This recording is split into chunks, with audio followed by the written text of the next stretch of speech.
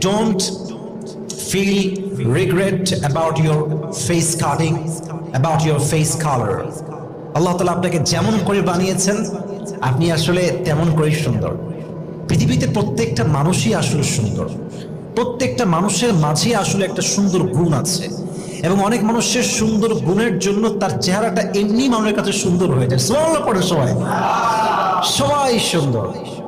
নিজেকে কখনো অসুন্দর মনে করবেন না। আপনি হচ্ছেন আল্লাহ তাআলার সবচেয়ে সুন্দর সৃষ্টির মাঝে এক অসাধারণ রূপ আল্লাহ তাআলা আপনাকে দিয়েছে। সুবহানাল্লাহ পড়বেন না আপনারা সবাই? Don't feel regret about your face cutting, especially about your face color.